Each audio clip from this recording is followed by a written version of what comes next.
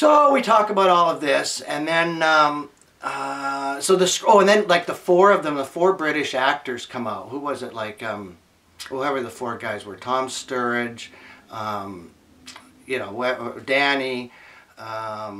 Who's the guy who plays Jack? Whoever the guy who plays Jack, and Sam Riley, and one other, right? And so they're up there, and they introduced them as a Team UK, which was the you know, the Olympic term for all of the British athletes. Team GB, that's what they called them, Team GB. And on the road, and so that was fun. So we come see that. Then the movie happens. Oh yeah, and then the movie starts late, and the last freaking train out of Waterloo Station, taking me back to Camp Carolyn, you know, leaves at like 11:45 or something, and I've got this whole thing timed out on my watch at like, okay, it takes exactly like 10 minutes to get from there to Waterloo Station, and then 3 minutes to get from the stairs to the train, and the movie's going late, and so I have to like get up and leave our little encampment there in dead center, and you know, step over people and get out, and then and I needed to have some beers for the train ride home, and previously I had arranged with the bartender, and I knew the bar was going to be closed by the end of it, so I pre-bought 2 beers for the road, and from the manager, and they were all packing everything up, and she had kept them in ice, like bottles of champagne, you know, stuck in a bucket of ice. And so I go back and I get these 2 beers from her and put them in my bag, and I've got to walk backwards, like continue to watch the screen so that I can see each moment of the movie until the, you know, the very end, and it just gets to that part where Sal is starting to finally write on the road on the scroll, and I'm just seeing that, you know, from the very back of this courtyard as I'm about to go, okay, and run to the taxi to run to the train, and I make the train by 1 second. I'm not kidding. It was unbelievable. I just get to the back of it. There's the doors are open, right, of the train. I get to the very back thing, and it's packed, and I think, ooh, I'll start, you know, I'll kind of go up further, and something tells me, get on the train. At the very second door, I jump on the train through the open door, and right then it closes behind me. Like 15 seconds, and I would have missed the last train out of London. But, so, that's the amazing story of that. And that funny last image of sort of watching the movie, you have to walk down this kind of tunnel to get out of this courtyard. I can see the screen at the far end, you know, and I can see the character sitting there at the typewriter starting to write on the road, and I'm like, okay, that's how it ends. Gone! So that all happens, and then she's doing her tremendous scroll project, and she says, you know, write something for this.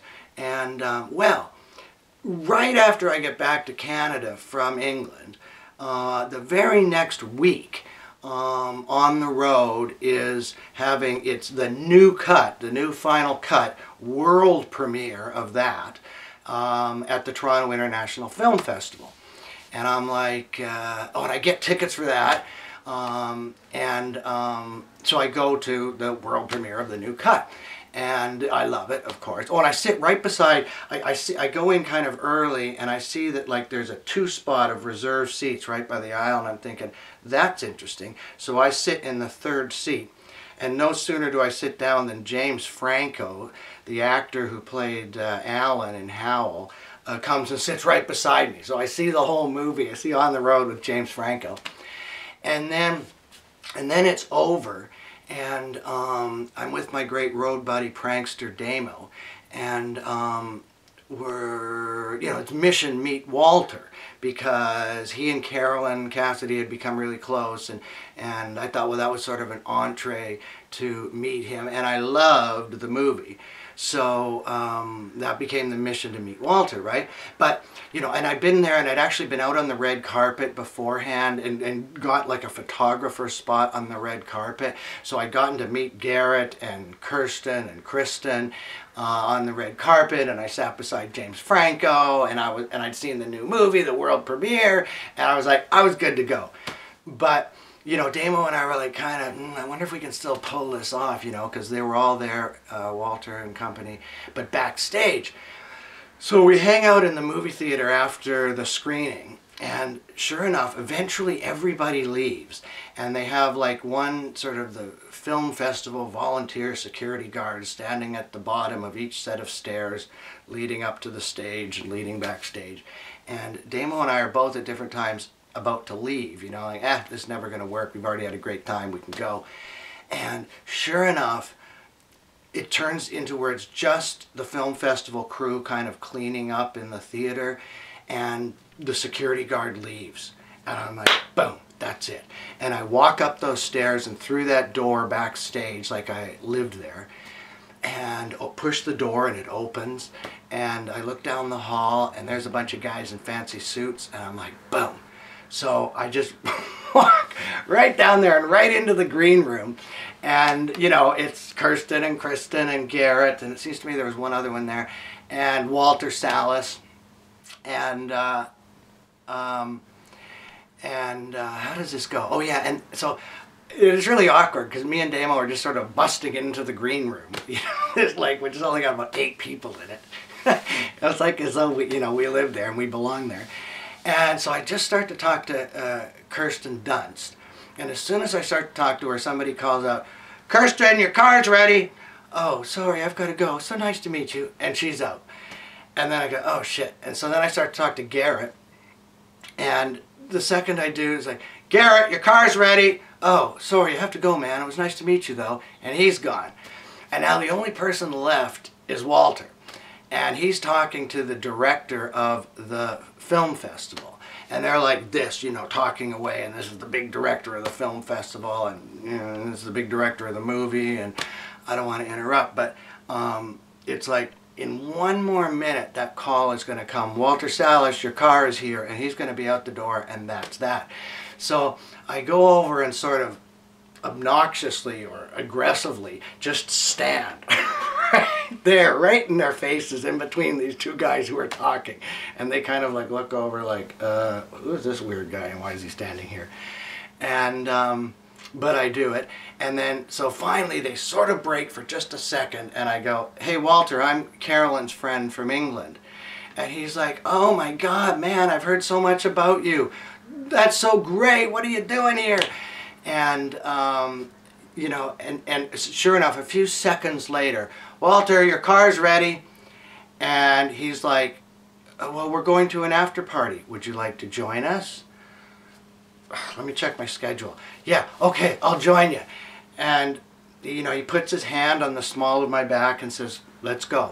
And we go out, and you walk out that door, and it's all the like the paparazzi and the fans and the flash bulbs going off and people screaming, "Walter, Walter, you know, give me an autograph." So it's that whole mad scene. And then we go get into the stretch SUV limo to go to the after party. And I'm thinking the whole time, like this is going to be my 15 minutes or my 5 minutes, however long it takes to get to this party with Walter Salles, the director. So I can't believe I'm talking to him now, you know. And so I'm sort of rattling for all these like questions, you know. This is like the only time I'm ever going to get with this guy and try to ask him every question I can think of about the movie.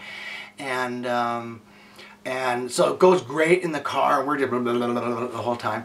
And then we get there, and long story, but we get into the private after party at the after party, you know, like it's on this little balcony overlooking the main after party, but this is like this for the special people.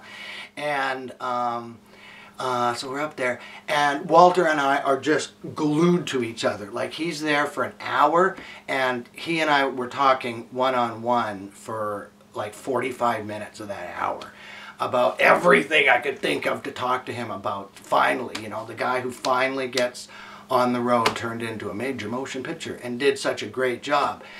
So anyway, so that's this whole thing of how I meet Walter Salles. And it's this great adventure night, right? And so then Noemie reminds me a little bit later, "Hey, you know, can you..." And so I write the whole story up, and she's like, "Can you send us something about, you know, why you love Jack or whatever?" And I'm like, well, I just wrote this whole story about how much I love Jack and meeting the guy who finally turned his book into a movie. And she goes, that would be great. So I emailed her that story, and she put it on the scroll, which I've never seen physically yet, but I've seen the pictures in the Beat Museum, and it looks spectacular. So that was how I met Noemie, and the story that I ended up writing for her brilliant idea of the scroll in the 21st century on the road for Kerouac. And that's how Brian and Noemie met over a scroll, and a scroll of film that ran through a projector and made us all very happy and affected us forever. So this is Brian signing off from lovely downtown Toronto. Back to you, Paris.